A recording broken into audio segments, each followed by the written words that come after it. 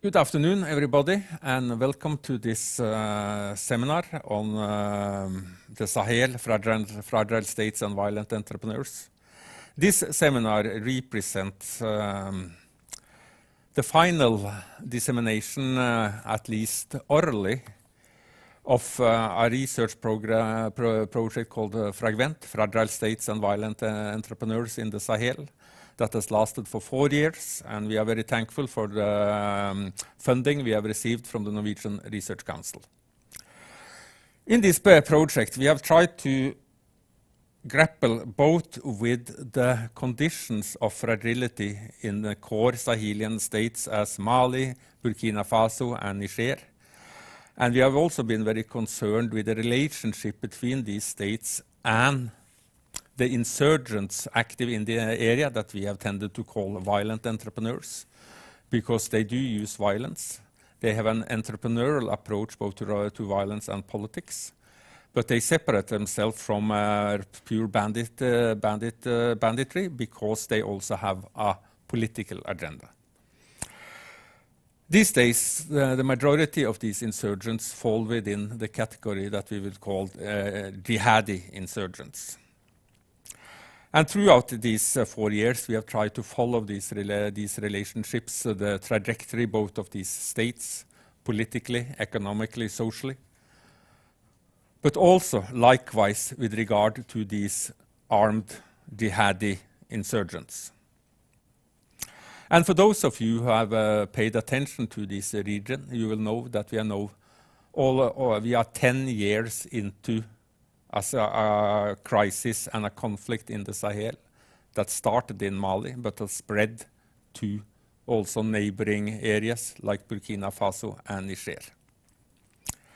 10 years into a crisis that many thought would be over in 2013, when France intervened by an operation that was, at that time was called Operation Serval.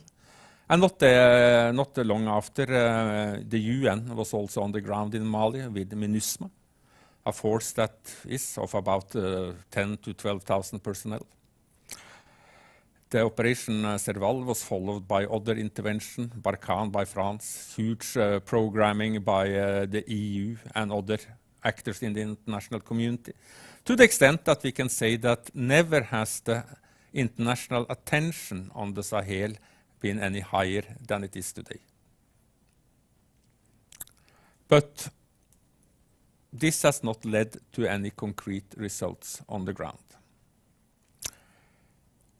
Rather, after the initial optimism in 2013 and fresh elections in Mali,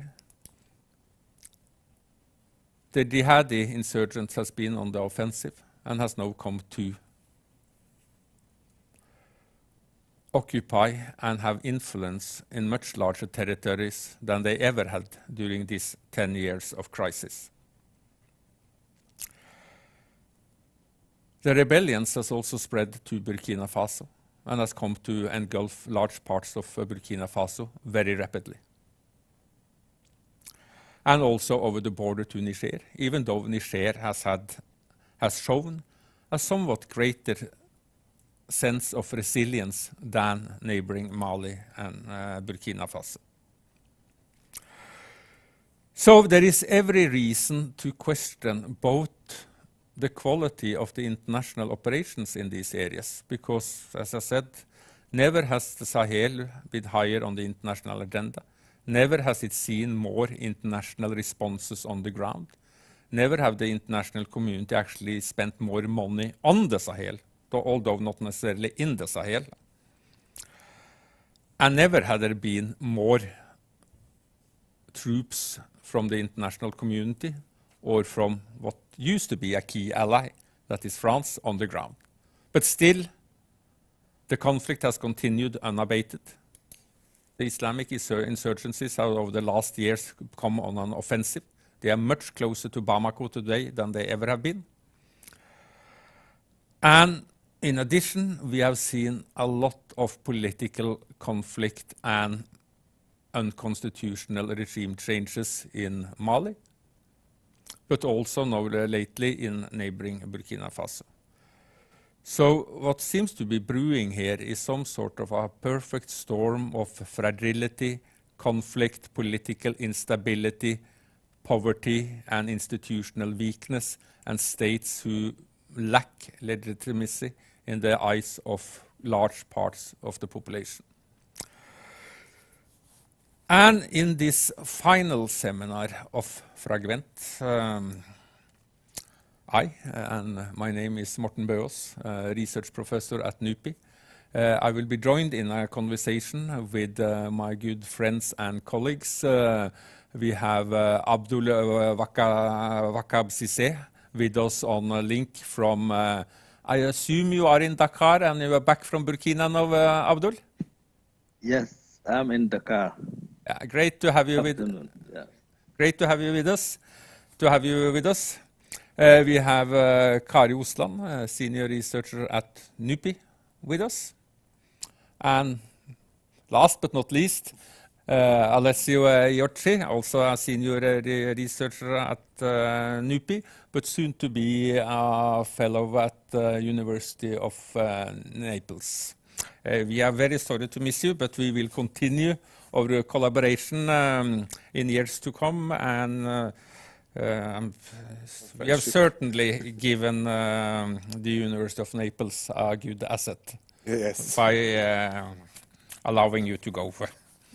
Anyway, let's then try to start this conversation. And since I touched upon this relatively absurd thing that the region has never been higher on the international agenda. Never has it seen this magnitude of international operation and programming. But still, this has failed to bring the crisis closer to a solution. So maybe, Kari, what has happened here? What are these international operations? Why have they in many ways failed? Or at least failed, they may have still protect Bamako, but large part of the country has come under the influence of these jihadi insurgents. So what do you think about that? Well, thank you so much, Morten, and it's a pleasure to be here with you and my other good colleagues. So I think this is the $100 million question, basically, because I mean Mali is not the only example where the international community has spent a huge amount of money and the results are meager, to say the least. But as you already alluded to, in Mali, ever since the crisis in 2012, the international presence has been enormous, and first with the former colonial power France, of course, with Serval, with Barkhane, and later on in 2020 with Operation Takuba. And then the UN with MINUSMA, which was a follow-on mission of FISMA, which was then initially established by ECOWAS and the AU. And then the EU, as you already also, I think, mentioned, with its EU Cap Sahel Mali and EU Cap Sahel Niger, focusing on law enforcement, while EUTM Mali has been focusing on training the national army. And then in addition to that, you've had the G5 Sahel establishing a joint force also to fight jihadists. And the G5 Sahel consists then, of course, for those who wouldn't know necessarily, consists of then Mali, Burkina, Niger, Chad, and Mauritania. And in addition, there have been some other regional security arrangements like Sahel and also some other coordinating initiatives. So be that what it is, I mean, a huge international presence is the main point. You came to that kind of main question, how come that despite this large international presence, it has gone from bad to worse? And I mean, the kind of most immediate answer would perhaps be that the problems are so complex and large that there are simply no quick fix. One could also say that the resources have not been sufficient, or they have been used in the wrong way, or the coordination has not been good enough, etc., etc. But that you could probably say in all conflicts and post-conflict situations. So I will argue that perhaps, and this is based on the research we've done much together as well, that that the violent conflict and the large-scale insecurities that we've seen in the Sahel in general, but in Mali in particular, perhaps must be understood in the context of two diverging forces.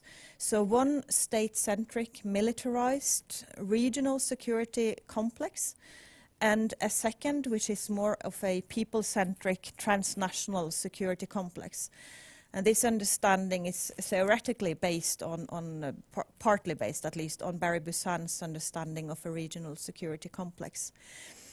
And so far, the approach taken by the external actors, often then, of course, in cooperation with the regime forces, in combating violent extremism and what they perceive as irregular migration. I say irregular because it is not necessarily perceived as irregular by the people who travel across these borders themselves. So the approach taken by the external actors and the regime has been very securitized and military-centered. And I think this is highly problematic because at the same time, people's sense of security and insecurity is far more complex, encompassing not only physical security, but also what would go under the umbrella of human security, meaning, for instance, access to resources, climate-based insecurity, lack of income, social exclusion, etc., etc. So the main point here being that these porous state borders have, for individuals, been important in order to help them navigate the insecurities. While for the states and the external actors, this migration has been seen as a threat. So these different ways of perceiving security and insecurity and the ways of dealing with them, both then by external actors, the international community, and also the regime itself, is highly problematic, and it is complex and difficult. But I do think that, one of the things that we have seen scattered evidence of from our research is that Sahelian security forces and local militias have committed abuses against civilians, which has turned more recruits into jihadist arms. So also this crisis of governance, which we've seen for a very long time, at least since 2012, has not been dealt with. And this relates to something else that we have worked quite a bit on in this project, namely what you, Morten, coined the fragility dilemma. And I've been talking already long, so perhaps I will stop it there and we can come into that later on if there is time. I think we certainly have time, and we of course need also to factor in some of the newest elements to the Sahelian crisis, like this large political conflict that has emerged between Bamako and Paris, Russia, the Wagner Group, and so on. And we will get back to that. So people in the audience who are now worried why we are not mentioning that already, we have tried to sequence the conversation in a certain way, that we first deal with how did we come to this?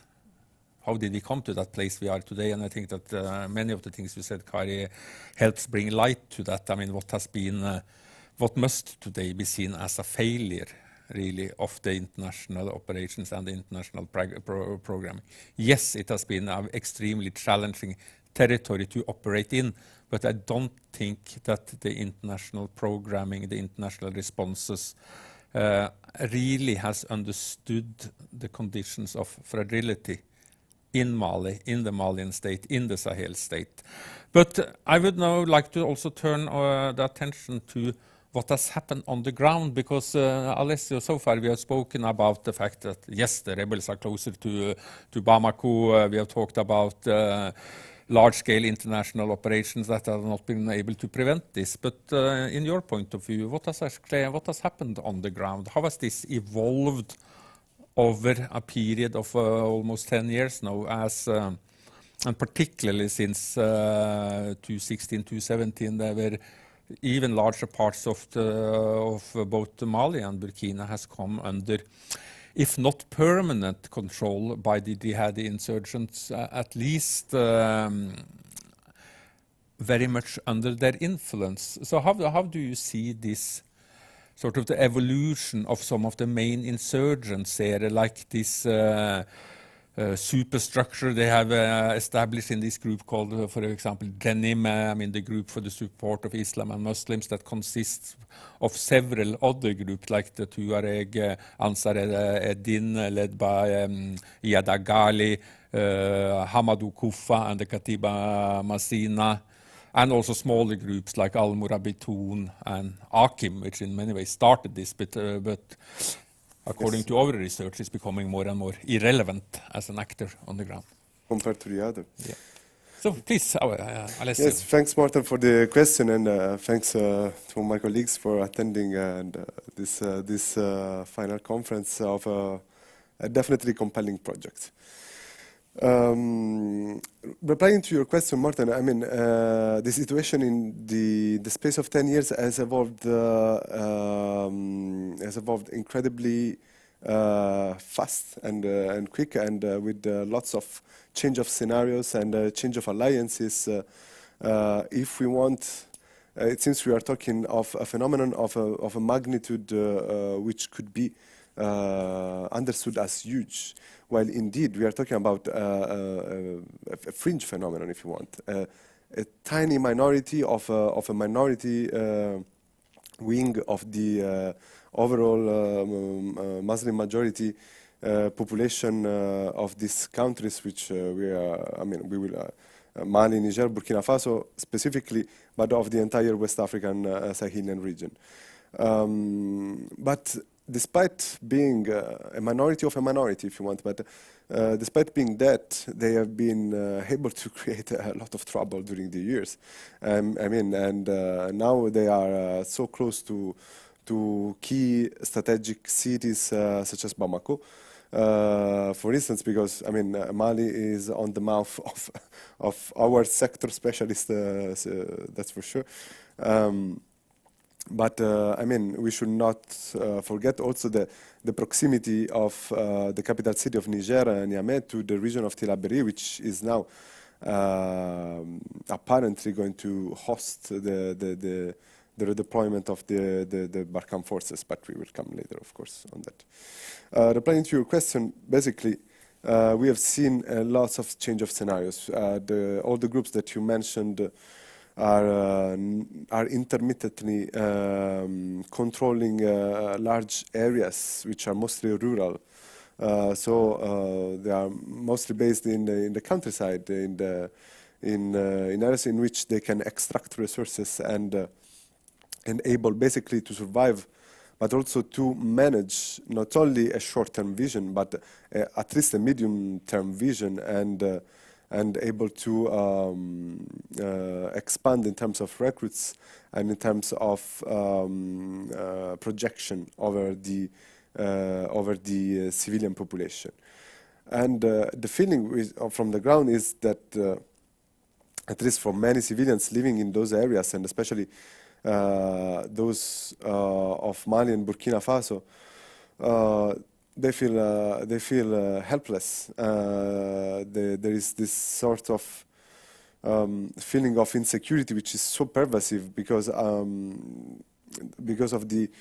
the we can say incapacity of or lack of goodwill or lack of technical possibility to cope with the jihadi menace or threat, and the kind of events which you have heard during these years, and most recently during 2021, which was definitely a terrible, bloody year for these countries, Northern Burkina Faso has counted several incidents, but the situation in Mali is in central Mali, especially with the small-scale incidents on a daily basis, is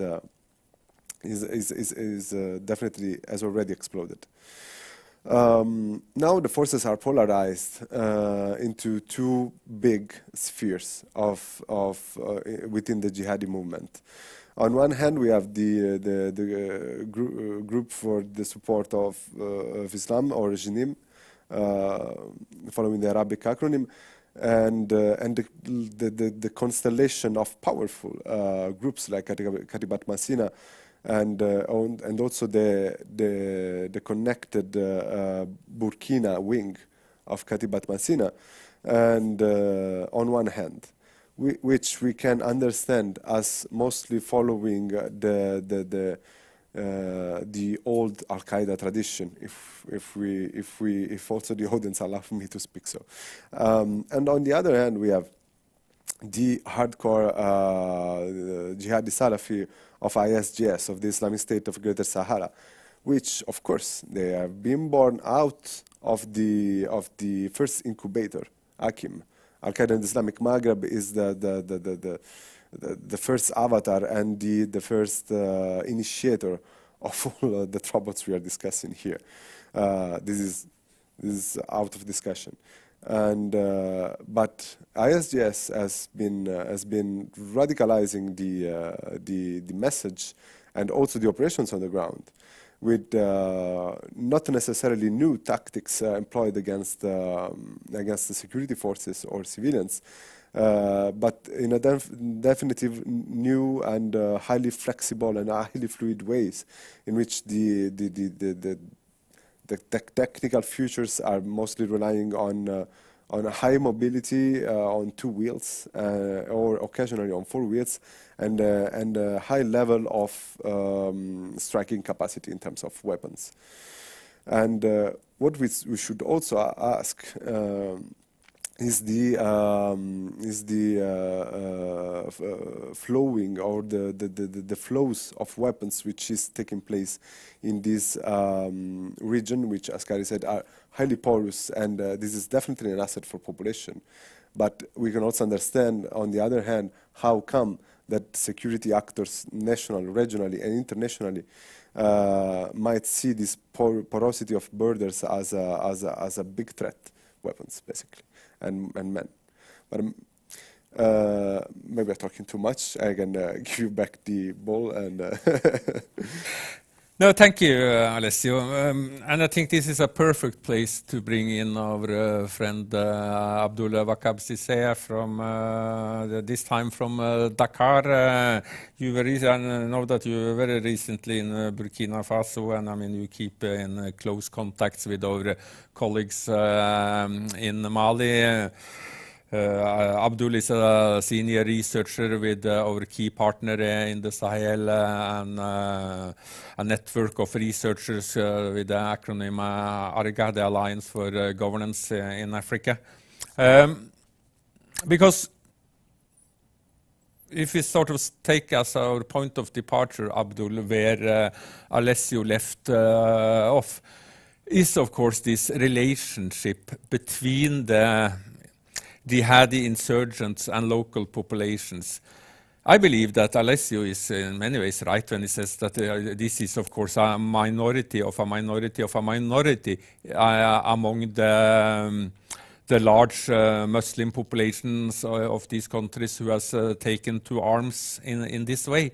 But still, I mean, we also, our research has also highlighted the strategies that the insurgents has used with regard to local populations, how they have both utilized pre-existing local conflicts and grievances, how they have established themselves sometimes also with certain rudimentary service provisions like local courts and these kind of things. How they, in some cases, have helped local communities retrieve cattle that has been stolen.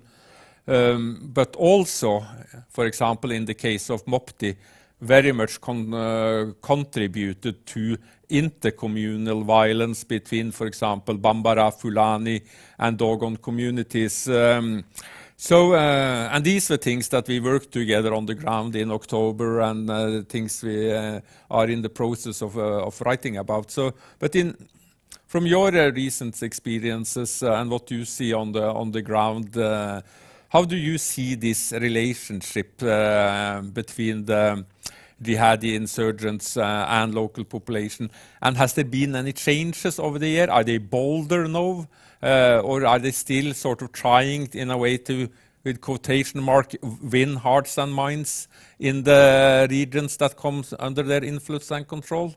So please, Abdoul, the floor is yours. Thank you, Morten.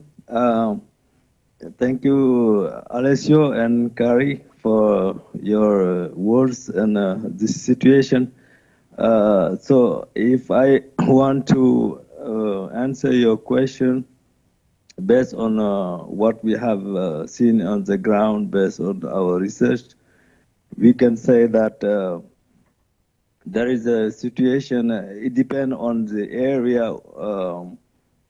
For example, we know that recently in Mali, there is a lot of information showing that perhaps there is a kind of situation where the national army is taking over some of the areas that were under the control of these jihadi groups.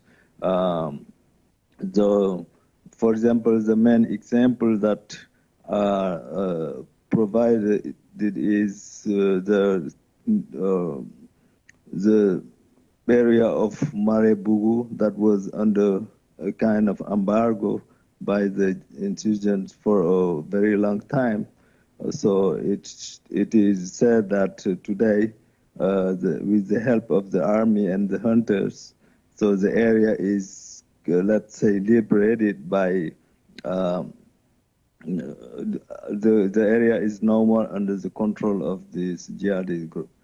But at the same time, if you look at some other area, for example, in part of Burkina Faso, every day you have some type of actions of this jihadist group showing that they are still present and they have the capacity to perpetrate some type of attacks.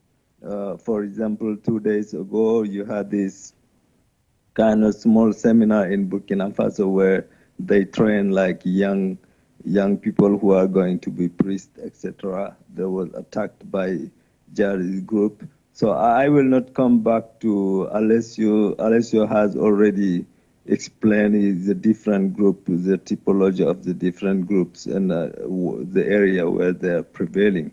So my words will be more on what we see on the ground as practices. And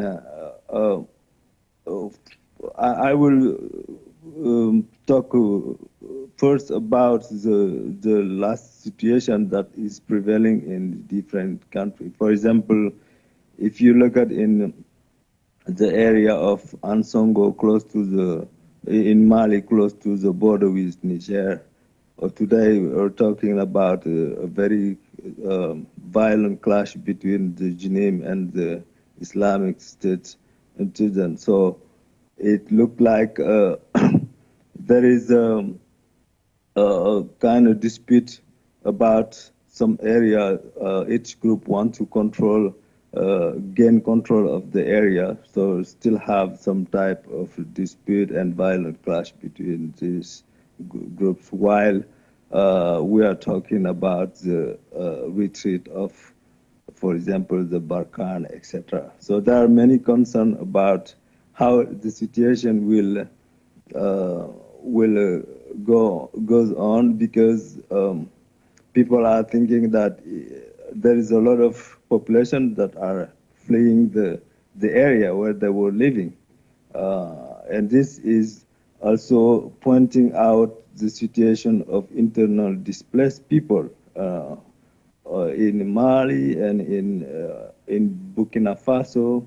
And even in Niger, if Alessio was talking about the region of Tilaberi, where you had a lot of internal displaced people, we did a lot of interviews in these sites where you have internal displaced people like Tadras, etc.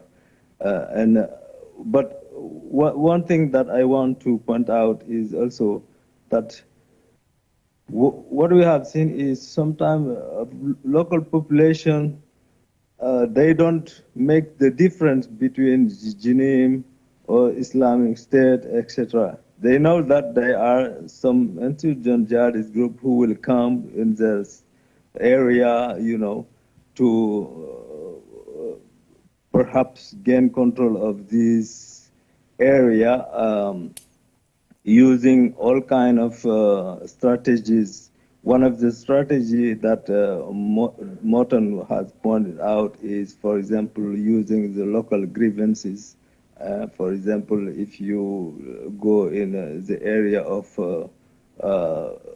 in Burkina Faso, for example, they can use like the kind of social stratification. You know that, for example, if you go to the Fulani's community, you have very strong stratification where you have people who are considered as slaves at the bottom of the ladder, and you have the nobles, etc., etc.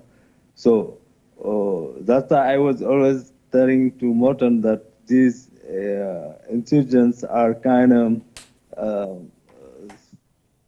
studying or applying sociology or anthropology, because they know exactly how the social, what is the social situation in each locality where they arrive, and they will use, for example, the grievance they can find, and for example try to oppose the people who are in a lost position between the dominant group against the dominant group, etc. So this is one example of strategy that they use on the ground. Other strategies is, for example, somebody who was robbed, who has like a big cattle. If robbers come around and take your cattle, you can go ask the jihadist group to help you find out these cattle, and when they bring them back, first you perhaps gonna give them some type of allegiances. Secondly, you will pay them part of your cattle, etc. So these are some type of, let's say, strategies that we have found on the ground that enable insurgent group to get some type of local grip in these localities. So when they once they have this control of the situation in one locality, there's some type of ruling that they will implement. Ruling regarding, for example, the dress code. They will impose women to wear in a certain way. Men have to wear beard, etc. There is no alcoholic beverage. Selling is forbidden, etc. Sometimes they will close the school because they think that the Western school, the public school that is using, for example, French language is transmitting to kids, for example, Western values, and they are fighting against these Western values, etc. So basically, closing the school is the way to say we don't want this kind of schooling system in this area, etc. So these are the type of patterns that you will find on the ground. Of course, there is, for example, controlling traffic of cigarettes, oil, and gas, etc. Sometimes people talk about trafficking drugs, of course, weapons, etc. So I think the source of funding that they are using to get their logistic is so far not very unknown, I think, by the research. So it's something that the research should dig into more to have more evidence, etc. But regarding the practices that they are implementing in those areas, this is the type of practices that they're implementing. And the last point is about, for example, justice administration. So they will have some type of court that they are implementing. For example, if there is conflict in the community, in the village, etc. Sometimes even population find it more practical to use this kind of justice administration than using the state justice administration, because costly is cost less, and they are saying that it's effective because if you don't abide to the rule, they can come back after you. I think, Morten, we were talking about the governance that is going back and forth. And I think the main example that we can use to illustrate this type of governance that is going back and forth is that if, for example, because they use, for example, motorcycle, etc. That's why we said in our research that these people, perhaps in the beginning, they did not want to control any type of territory. What they want is have some type of social control on the population. Because if the population knows that if you don't buy to the rule that these groups are implementing, they can come back at any time after you. And of course, they have some type of intelligence in the localities that are providing information against who is against them, etc., who is standing up against them, etc. And the last one, and I will stop there if there are other questions, is how they are also trying to destroy any type of challenging authorities.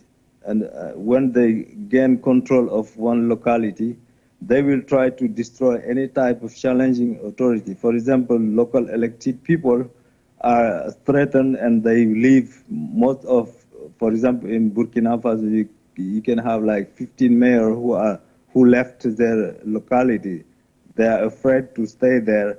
So if there is some imam or priest or traditional authority that is in the locality, if this authority don't abide onto the rule, what they do is they will threaten you or they will just kill you, etc.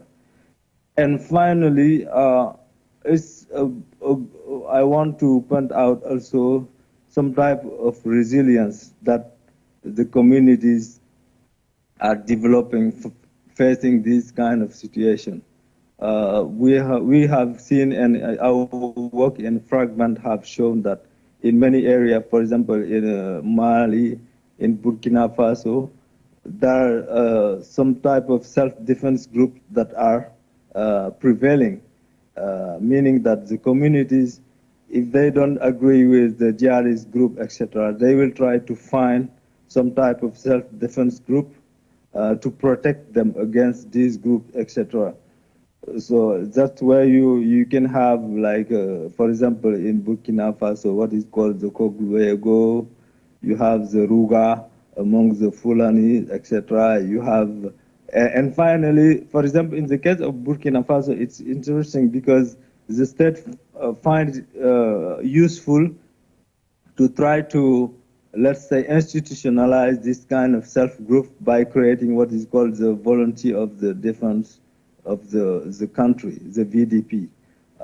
So they are kind of complementing the army in some of the area, etc. These are some type of patterns that we found on the ground that I wanted to share. I hope that I answer your question correctly. Thank you. Thanks, Abdoul. And I think, not to sum up, but I do think that this also talks so much, has a lot of implications for what also Kari was talking about when it comes to how and why this large intervention basically has failed so far in solving this situation. And that is that due to how this conflict has evolved on the ground, where the people sort of are likely to support the, how should I say, the religious political program of the jihadi insurgents or not is relatively irrelevant, because the way the conflict has evolved means that in many parts of both Burkina Faso and Mali and in the Tillabéri region of Niger, the jihadi insurgents has become the group that is the most relevant for people's daily struggles to survive in the midst of a conflict zone, which is not a conflict zone of more fixed borders and frontiers between fixed armed groups, but this is much more of this kind of chaotic rolling war that rolls back and forth through local communities who constantly find themselves.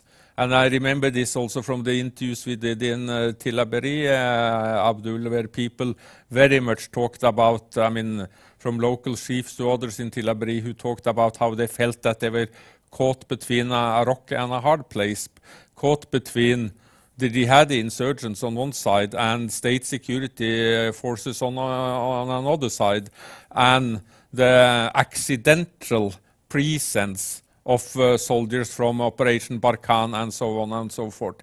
It has become a violent conflict of almost total mobility by all forces. Nobody is really controlling territory in the regions of this part of the Sahel engulfed in the conflict. Everybody is mobile, moving out back and forth in between villages and rural communities. The only ones that do not have that ability of this total mobility are the local civilians who are caught within this. So I think this says a long way to why this must be summed up as an almost failure of the international programming. But this takes me to something what has happened most lately here that we really need to talk about, and that I would like to use the last sort of 20 minutes so of this conversation to talk about. And that is, of course, that the failure to deal with this situation has, of course, one thing it has led to is the relative success of the jihadi insurgents, at least up until now. But it has also manifested itself in quite a massive discontent both with ruling presidents and ruling governments, that many, both in Mali and Burkina Faso, has seen as completely out of touch with the realities on the ground. Yes, I mean, the populations of both Mali and Burkina, they know that, yes, we elected these presidents, but they didn't deliver anything on their electoral promises, many think. They promised to restore security. They promised to restore territorial integrity. That means securing the territory from insurgencies and bandits. They promised to fight corruption. If you look at their track records on all of these, the only thing we can say is that it's not an impressive track record. So this has led to massive demonstrations both in Ouagadougou and in Mali. It culminated in Mali in the coup in August 2020, and then we had the recent military takeover in Ouagadougou in Burkina Faso. Some have tended to see these as examples of democratic backlashing in this part of Africa. Yes, formally it is, but if this is a democratic backlash, I fail to understand what the democratic progress has been. If then not democratic progress only means that people can go and vote. I do think that if you are to talk about democratic progress in this part of the world, the democratically elected presidents and governments also need to deliver more than to deliver people the right to vote. That said, I mean, we are now in a situation of even increased uncertainty on the ground. There has been a diplomatic row between Bamako and Paris that started in August last year and culminated now with France formally declaring that they are pulling out of Mali. We still don't know when that will happen. Some say within 3 months, others say within 4 to 6 months, to be seen. It means that there is still room for a compromise here if the actors may want to find it. But this is, of course, increasing the uncertainty. The Malian junta or transitional government, I don't know what we should prefer to call them, has said that, okay, if we can just turn to Russia and to the Wagner Group. There are reports that the Wagner Group is already on the ground in Mali, still relatively unconfirmed. But things are happening also here, and to some extent we can say that this new Cold War between Russia and the West has also come to Mali and this part of Africa.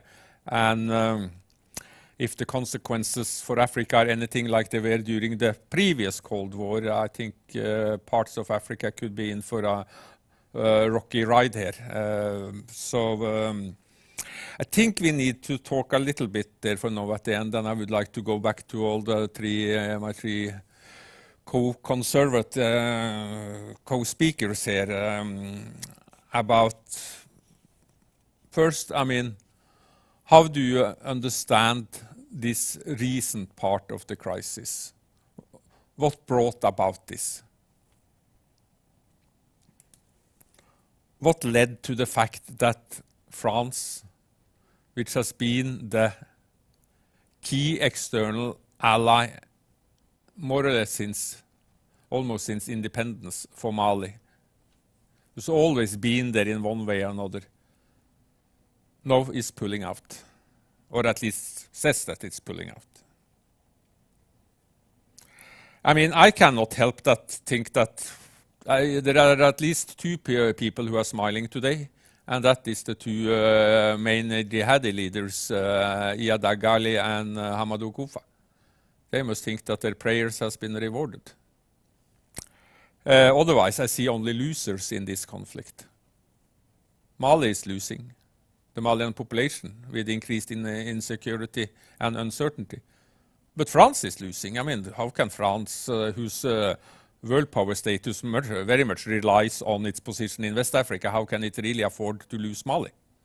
And possibly Burkina Faso. But also, I mean, there are a relationship of common destiny with regard to security also between Europe and these parts of Africa. And can Europe and the EU actually afford to let just Mali go with the kind of consequences that this will have? Or are they thinking that if we go, the Russians will step up the game and prevent a total collapse in Mali? If that's so, the EU is definitely putting a lot of trust in Mr. Putin and the Wagner Group, which I find relatively remarkable given the current, or should I say, diplomatic climate between the EU and Russia. So, I mean, there is so many questions here that has come out of this. And finally, I would like to point to the fact, and would like to have the opinions of you. Are we standing between the choices of an almost everlasting military operation, either in the name of the international community / the West, or some sort of joint operation between the Malian army, Russia, and the Wagner Group? Or is there an other way out of this? From the data that we collected in October last year, we saw that even in the most war-affected communities in Mopti and so on, an overwhelming number of the respondents were in favor of negotiations with the jihadi groups that they define as Malian groups. So is there an other way out of this? Can we imagine a way of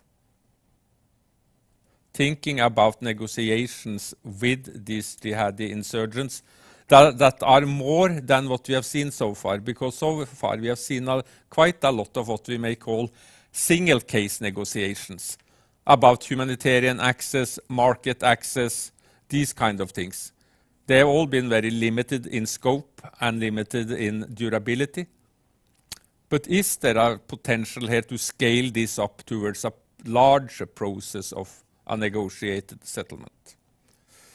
So I think we start in the same order that we started. So first you, Kari.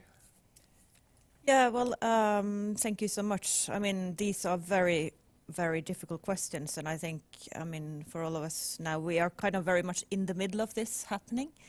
And there are clearly more unknowns than knowns. But I think one of the many questions you posed was what brought about this crisis, and I think that is probably easier because this, I mean, it started some time ago, and we saw how President Macron put this red line as for the Malian regime cooperating with this Russian military or private military company, the Wagner Group. We also saw how the postponement of the elections got these similar reactions from France, and then how the French ambassador was expelled from Bamako. And I think it was clearly problematic, very problematic, that Macron put this red line there, because that left him with a very small room for maneuver in this situation. And I very much share your assessment as for the winners and the losers. I mean, there are very few winners, and the losers are most, and particularly the people in Mali. And I do think that given that much of the problems that we've seen has to do with a long-term crisis of governance, and also the lack of the state taking responsibility out in the more rural areas. I mean, apart from trying to fight the jihadists, but without differentiating between the different groups, treating them all the same. And also this red line as for negotiating with the jihadists by President Macron in particular has also been highly problematic. And we do know that there are, as you mentioned, I mean, there have been several communal or lower level negotiations which seem to have worked or lasted, maybe not for a very long time, but for a short period of time. And I do think that is, I mean, to negotiate also with the jihadists is the only way forward, in fact. And of course, as for the military side of this and the international presence, that is needed, but mainly as something that will support the more political processes, not in and of itself. So. Yes, I mean, there are many things to say, but I will let the floor over to Alessio and Abdoul. Thank you so much, Kari. I think that you touched up on, the very core of the of the discussion today, and what you say is, of course, makes sense. I mean, what led to the situation that we are seeing today, specifically today, given this morning announcement, is this crisis of governance, which you correctly referred to, according to me. Crisis of governance which incapacitates civilian political leaders in Mali and Burkina specifically to deliver what they promised during electoral period, but maybe worse, delivering, I mean, what should be the basic function of the state, which is to which is to ensure a common vision and harmony, let's say, between the army, the military side, and the civilian institutions, which we have seen growing progressively apart during the last years, especially in these two countries. Because, I mean, as we have noted during our research, what a country stands out in the wider Sahel region, which is Niger, which has a completely sort of different situation, and maybe we'll talk about it later. But as you said, as you both said, I mean, we only see losers apart from the jihadi leaders, which will be on, which will, as using a popular expression, we will have the knife on their side while sitting at the table, because, and this leads us also to another question that specifically Malian politicians or the Malian junta leaders should interrogate themselves with this: how trustful they are. I mean, they say we're going to negotiate. We as researchers, we assume that the progressive disengagement of France from the territory of Mali will enable, will create an enabling environment for dialogue, at least with the Malian jihadi groups. But I mean, this is because they are at the corner. They have few other options, I guess. Moreover, what we should most urgently ask ourselves, first as researchers, but also as if we want to have a sort of vision in terms of policy on the future, on the medium-term future of in these two countries is the role of the militaries that are in power right now. I mean, these are the same militaries that have been trained for years by specifically France, United States, and to a lesser extent other Western partners, of course, in a climate of harmony so far. But these are the same military that consider easier to topple a civilian government in Bamako or in Ouagadougou than to ensure security in the farthest periphery of the country. So, I mean, it's also a question of priorities for these militaries. They think really that removing civilian obstacles, let's say, or obstacles posed by institutions in this in their countries will actually enable them to secure their position in the peripheries of Burkina Faso and Mali. I mean, I interrogate myself about this, and I would like to also to engage the wider audience with this, and of course my colleagues in the first place. I would like to leave room to Abdoul, which is of course which will of course enlighten us with something more. Thank you, Abdoul, please. Thank you, Alessio. I think, Morten, your questions are kind of tough, but we will try to answer. I agree with what Kari was saying about the issue of discussing with the jihadists. I think it's something that